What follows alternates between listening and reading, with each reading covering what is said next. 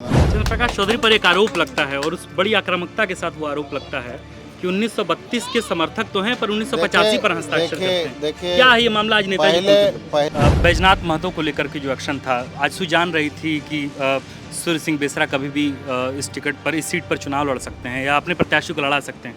ये आरोप लग रहा है आजसू पर कि उन्होंने अपने ही कैंडिडेट को सूर्य सिंह बेसरा के पास भेजा और जब नामांकन का दिन खत्म हो गया तो फिर नॉमिनेशन वापस करवा दिया। बेसरा बैजनाथ जी को हम धन्यवाद देते हैं कि चूँकि लंबे समय से पार्टी के सेवा के काफ़ी सीनियर लीडर हैं, आंदोलनकारी रहे हैं और डुमरी विधानसभा और यहाँ की जनता के भविष्य के लिए, राज्य के भविष्य के लिए उन्होंने अपना नामांकन भी वापस लिया।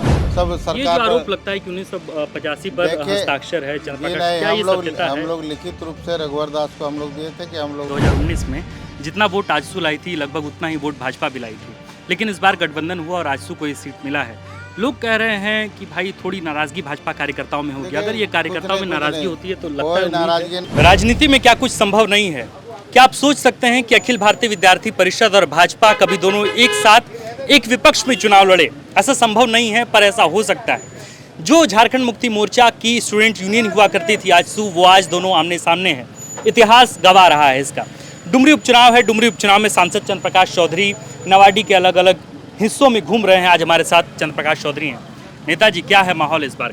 देखिए, माहौल पूरा परिवर्तन का माहौल है और हेमंत सोरेन का जो 4 साल का जो सरकार है, कार्यकाल है, काफ़ी निराशाजनक रहा। लोगों में कितना आक्रोश है, जो वादा किया एक भी वादा पूरा नहीं हुआ और यहाँ के लोगों के साथ धोखा हुआ और जो भ्रष्टाचार बढ़ा और झारखंड में लूट खसोट हुआ है, कोयला चोरी, लोहा चोरी, बालू चोरी, इस तरह से ज़मीन घोटाला हुआ है जिसका जांच भी चल रहा। इससे लोग काफ़ी आक्रोशित है। आजकल लोग सभी लोग न्यूज़ अखबार में पढ़ते हैं हेमंत सोरेन किस प्रकार यहाँ के लोगों को लूटा है, विकास का काम धरातल पर नहीं उतरा, इसलिए लोग विरोध में, सरकार के विरोध में, चूँकि यह झारखंड मुक्ति मोर्चा का सीट है और इसके बाद यहाँ पर कितने लोग आक्रोशित है आप समझ सकते हैं। 20 साल का सीट है, इस बार एनडीए जीतेगा और झारखंड मुक्ति मोर्चा को, हेमंत सोरेन का सरकार को बदलने का आगाज़ जो 2024 होगा, बदलने का आगाज़ यहीं से शुरुआत होगा। सांसद जी, एक सवाल, एक आरोप लगता है आजसू पर कि बैजनाथ महतो को लेकर के जो एक्शन था, आजसू जान रही थी कि सूर्य सिंह बेसरा कभी भी इस सीट पर चुनाव लड़ सकते हैं या अपने प्रत्याशी को लड़ा सकते हैं। ये आरोप लग रहा है आजसू पर कि उन्होंने अपने ही कैंडिडेट को सूर्य सिंह बेसरा के पास भेजा और जब नामांकन का दिन खत्म हो गया तो फिर नॉमिनेशन वापस करवा दिया। बेसरा जी का कोई जनाधार नहीं है और बेसरा जी हमारे ही कैंडिडेट को, चूँकि दावेदार 2-3 हमारे पार्टी में थे, एक को ही मिलना था तो नाराज़गी थोड़ा था, लेकिन निश्चित तौर पर बाद में उनको आया कि भाई नहीं, पार्टी के हित में यदि लंबे समय से बैजनाथ जी को हम धन्यवाद देते हैं कि चूँकि लंबे समय से पार्टी के सेवा के काफ़ी सीनियर लीडर हैं, आंदोलनकारी रहे हैं और डुमरी विधानसभा और यहाँ की जनता के भविष्य के लिए, राज्य के भविष्य के लिए उन्होंने अपना नामांकन भी वापस लिया और आने वाले समय में डुमरी में आजसू का परचम लहराएगा। नेताजी, एक सवाल बार बार उठ रहा है कि पिछले बार के चुनाव में 2019 में जितना वोट आजसू लाई थी लगभग उतना ही वोट भाजपा भी लाई थी, लेकिन इस बार गठबंधन हुआ और आजसू को ये सीट मिला है।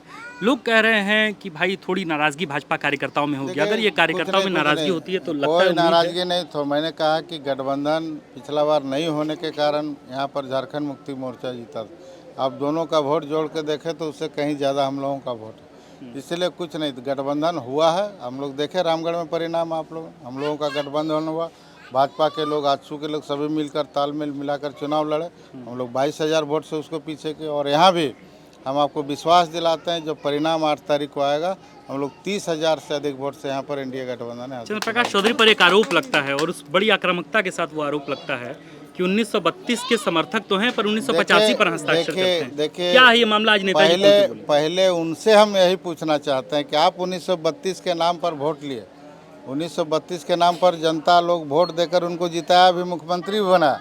हमारी बात छोड़ दीजिए, यदि हम नहीं किए तो हमको सत्ता से लोगों ने हटाया, लेकिन आप जो झूठ बोल कर किए और अभी क्या कर रहे हैं, अभी 60-40 कहाँ से ले आए आप? 1932 का नाटक नौटंकी कर रहे हैं, ढोल बजाए, मिठाई बांटे, लेकिन आज कहाँ है 32, 60-40 कहाँ? स्थानीय नीति कहाँ है? नियोजन नीति कहाँ है?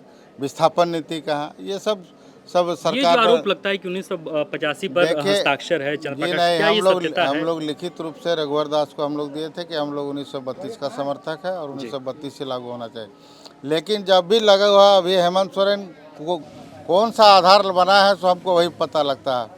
कि अभी आप नियोजन नीति या कुछ बहाली का निकाल रहे हैं, तो आखिर यहाँ के लोगों का क्या आधार बना है वो अभी निश्चित नहीं। और निश्चित तौर पर यदि कोई नीति नहीं बनता है तब तक लोग इस तरह से यदि बहाली निकलता है तो झारखंड के लोगों को कोई फायदा नहीं। अब डुमरी में घूम रहे हैं, क्या है मुद्दा इस बार? झारखंड का विकास और हेमंत सोरेन का नाकामी हमारा मुद्दा। तो ये थे हमारे साथ गिरिडीह सांसद चंद्रप्रकाश चौधरी। चंद्रप्रकाश चौधरी लगातार कैंपेनिंग कर रहे हैं, अलग अलग हिस्सों में जा रहे हैं। द फोर्थ पिलर की टीम की भी पुरजोर कोशिश है कि तमाम नेताओं, उनके कार्यकर्ता और इसके साथ साथ ग्राउंड की जो जीरो रिपोर्ट है, जो हकीकतें हैं, वो आपके सामने हम साझा कर सकें। आप देख रहे थे द फोर्थ पिलर में हूं आपके साथ आकाश, द फोर्थ पिलर का प्रीमियम शो जनमत यात्रा। मैं हूं आपके साथ आकाश और कैमरे के पीछे अभिषेक। शुक्रिया। अगर आप चाहते हैं कि हमारे वीडियोस का नोटिफिकेशन आपको बिना देरी के मिलता रहे तो आप इस चैनल को फॉलो और सब्सक्राइब जरूर कर लें। बाकी आप हमारे काम को लेकर कोई सुझाव हमें देना चाहते हो तो कमेंट बॉक्स में आप सादर आमंत्रित हैं। इसके अलावा हमारे वीडियोस आपको अलग अलग ठिकानों जैसे फेसबुक, इंस्टाग्राम, ट्विटर पर भी देखने को मिलेंगे, जिसके लिंक डिस्क्रिप्शन में डाल दिए गए हैं। शुक्रिया।